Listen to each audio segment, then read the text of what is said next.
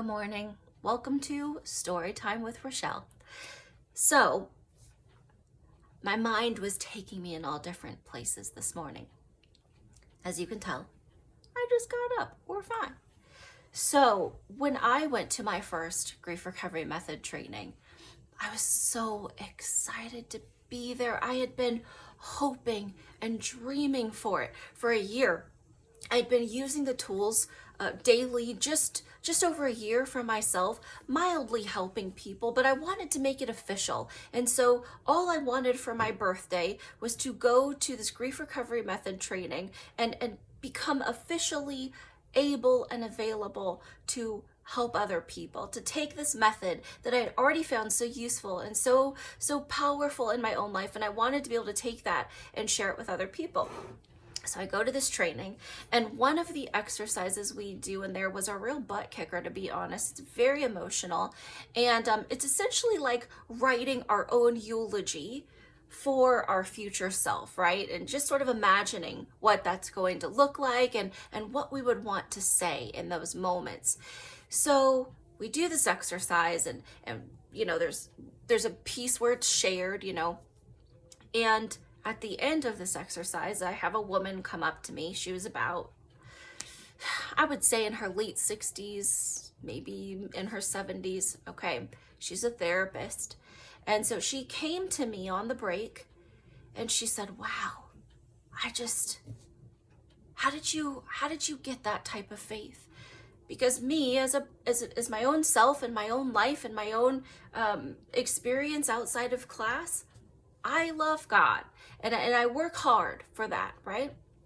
And I study, and that was evident in my eulogy. So she says, how did you get this type of faith? Where did this come from? And so we talked through it a little bit. And she said, you know, when I was 8, my sister was very sick. And when I was 8, I was just a little girl. And I was begging God to save her. I was begging God to protect her and to help her feel better. And my sister died. And I was just 8.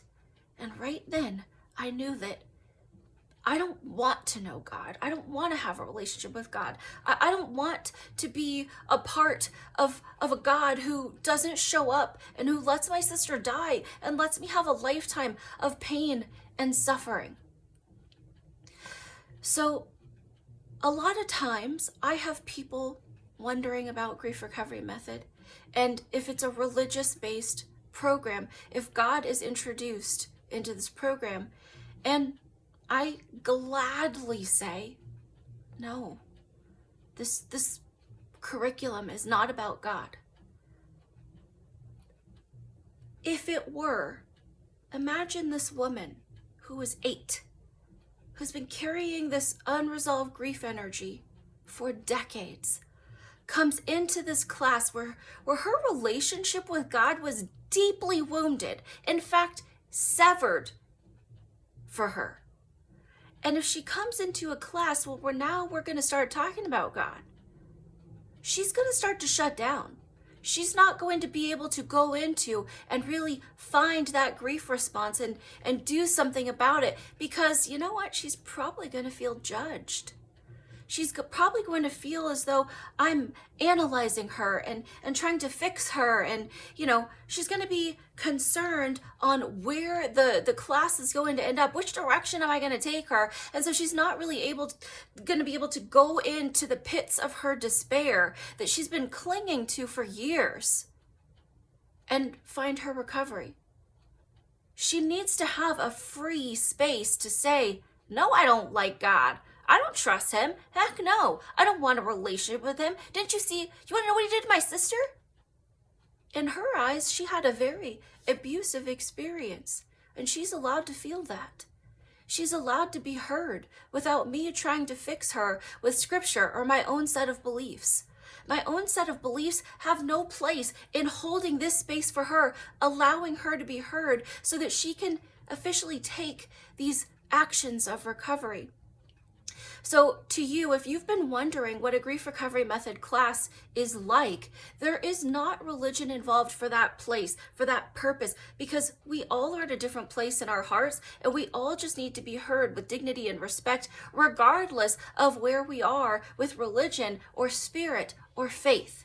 It's essential to provide a safe and neutral place so people can actually heal and recover. And what they choose to do after that moment with their religion or their faith or their spirit, that's up to them. It isn't for me to poke at them. Are you ready now? Are you ready now? Are you ready now? Do you want to know about God?